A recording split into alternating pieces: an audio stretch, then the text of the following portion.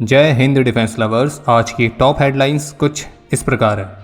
भारतीय नौसेना के लिए लॉन्च हुई अभी तक की सबसे एडवांस्ड कम्युनिकेशन सैटेलाइट। त्रिशूल एक्सरसाइज में भारतीय नौसेना कर रही है लीड। आर्मेनिया HAL से Su-30 MKI फाइटर्स को खरीदने के एडवांस स्टेज में। DRDO तेजस मार्क 1 के लिए टेस्ट कर रही है स्वयं रक्षा कवच। और भारत के Su-30 MKI फाइटर्स को मिलेगी एक इनविजिबल शील्ड।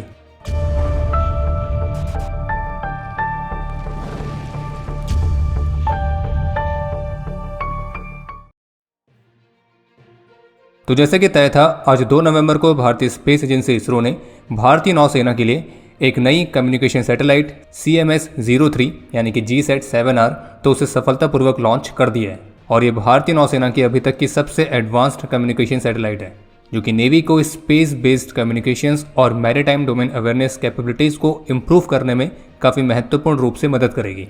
और इसरो द्वारा जियो सिंक्रोनस अर्थ ऑर्बिट में लॉन्च की गई अभी तक की सबसे हैवीएस्ट कम्युनिकेशन सैटेलाइट है। और इस महत्वपूर्ण सफलता के लिए इसरो समेत समस्त देशवासियों को बहुत बहुत बधाई। इसके अलावा रक्षा मंत्रालय की तरफ से जारी ऑफिशियल स्टेटमेंट के मुताबिक जो भारत की ट्राई सर्विस त्रिशूल एक्सरसाइज चल रही है, तो उसमें भारतीय नौसेना एक लीड सर्विस के तौर पर शामिल है।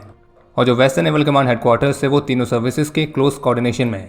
और राजस्थान और गुजरात के क्रीक और डेजर्ट सेक्टर्स तक ये एक लार्ज स्केल ऑपरेशन है, और जिसमें नॉर्थ अरेबियन सी में कॉम्प्रिहेंसिव मैरीटाइम ऑपरेशंस भी कंडक्ट किए जा रहे हैं, जिसमें एम्फीबियस ऑपरेशंस भी शामिल हैं। और इस एक्सरसाइज में आर्मी, नेवी, एयरफोर्स के अलावा इंडियन कोस्ट गार्ड, BSF और अन्य सेंट्रल एजेंसीज भी एक बड़ी संख्या में पार्टिसिपेट कर रही है। और ये भी स्पष्ट किया गया कि इस एक्सरसाइज का जो प्रमुख उद्देश्य है तो उसमें शामिल है प्लेटफॉर्म्स और इंफ्रास्ट्रक्चर्स की इंटरऑपरेबिलिटी को इन्हेंस करना, सभी सर्विसेज के बीच इंटीग्रेशन नेटवर्क्स को और मजबूत करना, और मल्टीपल डोमेन्स में जॉइंट ऑपरेशंस को एडवांस करना। और इसमें intelligence, surveillance, reconnaissance, electronic warfare, cyber warfare plans, तो इन सभी को भी वैलिडेट किया जाएगा। भारतीय वायुसेना ने सुखोई Su-30 MKI फाइटर्स की फ्लीट में इंटीग्रेट करने के लिए 100 advanced self protection jammer pods की खरीद के लिए RFI जारी करी है। और ये जो खरीद है ये सुपर सुखोई वाले प्रोग्राम का ही हिस्सा है, जिसमें Su-30 MKI फाइटर्स को कुछ नई टेक्नोलॉजीज़ के साथ अपग्रेड किया जा रहा है। और उनमें से जो अधिकतर टेक्नोलॉजीज़ हैं वो स्वदेशी रहेंगी, जैसे कि Virupaksha AESA radar, next generation के रडार वार्निंग रिसीवर्स और ये स्वदेशी सेल्फ प्रोटेक्शन जैमर पॉड्स। और ये जैमर पॉड्स दुश्मन के रडार्स और उनके रडार गाइडेड मिसाइल्स को भी डिटेक्ट, आइडेंटिफाई और न्यूट्रलाइज करने में काफ़ी महत्वपूर्ण भूमिका निभाएंगे। और भारतीय वायुसेना के जिस तरह की जैमर पॉड्स की रिक्वायरमेंट है, तो उनमें 360 डिग्री में थ्रेट को कवर करने की कैपेबिलिटी होनी चाहिए। और आप ये भी कह सकते हैं कि ये जो जैमर पॉड्स होते हैं ये एक तरह से एयरक्राफ्ट के लिए इनविजिबल शील्ड की तरह काम करते हैं। और रिपोर्ट्स के मुताबिक भारतीय वायुसेना को जिस तरह के पॉड्स की रिक्वायरमेंट है, तो वो संभावित रूप से डिजिटल रेडियो फ्रीक्वेंसी मेमोरी यानी कि DRFM टेक्नोलॉजी के साथ आएंगे।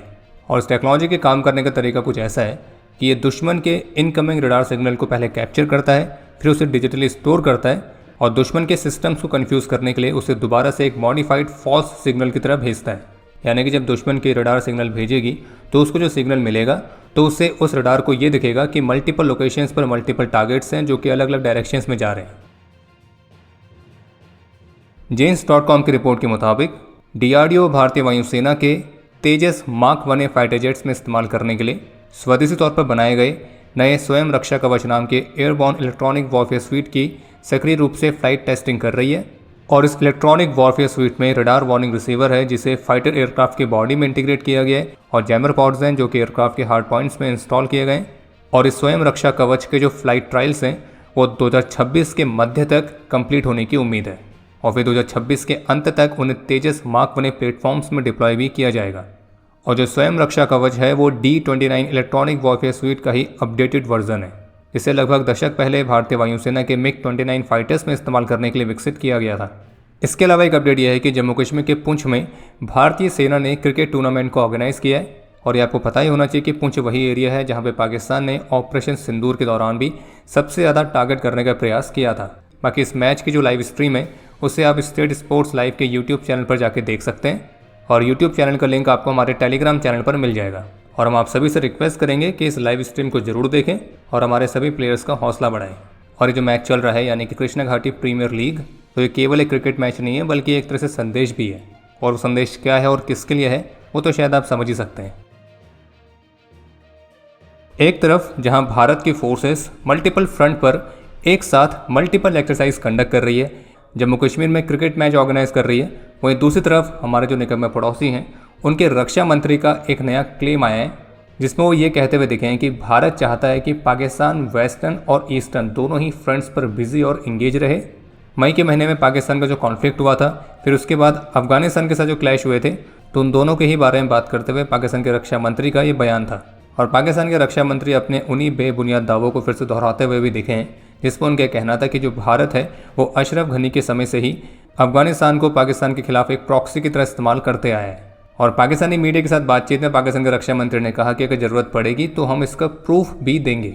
मतलब अभी उनको प्रूफ देने से कौन रोक रहा है। और फिर इसी के साथ उनका ये कहना था कि भारत चाहता है कि जो पाकिस्तान है वो दोनों ही फ्रंट पर बिजी रहे।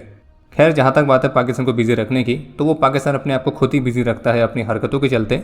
कभी IMF के लोन, कभी पॉलिटिकल इश्यूज़, कभी मिलिट्री के अलग अलग ऑर्डर्स, कभी खुद के ही बनाए हुए आतंकी संगठनों से मार खा रहे हैं, तो कभी उन लोगों से मार खा रहे हैं जिन पर ही अत्याचार कर रहे थे। वैसे मार खाने से याद आया कि आज पाकिस्तान के पेशावर में जो पाकिस्तानी पुलिस स्टेशन में काउंटर टेररिज्म डिपार्टमेंट है, तो वहाँ पे एक्सप्लोजन हुआ है और जिसमें एक की जान जाने की रिपोर्ट है, जबकि 4 अन्य पुलिसकर्मी घायल हुए हैं। हालांकि पाकिस्तानी पुलिस तो कह रही है कि जो ब्लास्ट है किसी शॉर्ट सर्किट के कारण हुआ था और उन्होंने इसमें आतंकी हमले की संभावना से इनकार किया है। लेकिन एक्सप्लोजन की जिस तरह की वीडियो सामने आई हैं, तो उसको देखकर तो कुछ और ही लग रहा है। कुछ ऐसी मीडिया रिपोर्ट्स देखने को मिली हैं जिनमें क्लेम किया गया है कि आर्मेनिया HAL के साथ Sukhoi Su-30 MKI fighter jets की खरीद के लिए $multi-billion की डील को फाइनल करने के बेहद ही करीब है और इस डील की वैल्यू लगभग $3 बिलियन के आसपास बताई जा रही है। और इस डील को लेकर जो बातचीत है वो अपनी एडवांस स्टेज में है, विशेष रूप से अजरबैजान द्वारा हाल ही में पाकिस्तान से JF-17 Block 3 फाइटर्स की खरीद के बाद। और अगर ये डील फाइनल होती है तो ये आर्मेनिया और भारत के बीच अभी तक की सबसे बड़ी डिफेंस डील होगी। और डील फाइनल होने के बाद एयरक्राफ्ट की डिलीवरीज 2027 से स्टार्ट किए जाने की उम्मीद है। लेकिन आपको ये स्पष्ट कर दें कि फिलहाल अभी तक आर्मेनिया के साथ सुखोई फाइटर्स की डील को लेकर HAL या फिर अन्य ऑफिशियल की तरफ से कोई भी कमेंट देखने को नहीं मिला है। लेकिन ये तय है कि अगर आर्मेनिया भारत के सुखोई फाइटर्स के साथ जाती है तो फिर उन्हें Su-30 MKI फाइटर्स एक अच्छे खासे मॉडिफिकेशन के साथ मिल सकते हैं।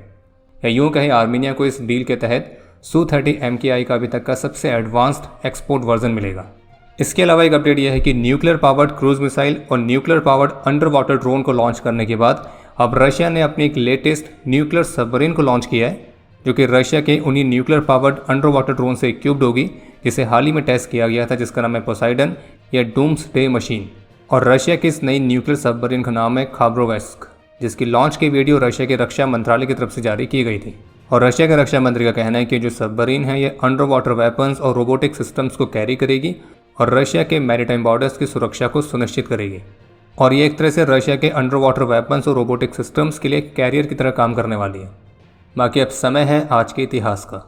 आज के दिन 1965 में अपने अदम्य साहस और वीरता का परिचय देते हुए कैप्टन गौतम उबई और नायक दर्शन सिंह ने अपना सर्वोच्च बलिदान दिया था और हमारे इन दोनों वीरों को मरणोपरांत महावीर चक्र से सम्मानित किया गया। आज के दिन 1996 में जम्मू कश्मीर में ही एक ऑपरेशन के दौरान अपने अदम्य साहस और वीरता का परिचय देते हुए लेफ्टिनेंट कर्नल शांति स्वरूप राणा वीरगति को प्राप्त हुए थे और इन्हें मरणोपरांत अशोक चक्र से सम्मानित किया गया। और आपके लिए आज का प्रश्न है कि मॉडर्न वॉरफेयर में C4ISR का फुल फॉर्म क्या होता है। और अब समय है आज के टॉप 3 कमेंट्स का, जो ये रहे आपकी स्क्रीन पर।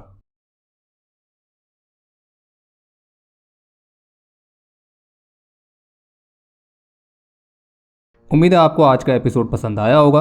पसंद आया तो वीडियो को लाइक करना ना भूलें। आपके कोई भी सुझाव या सवाल हो तो उसके लिए कमेंट सेक्शन ओपन है।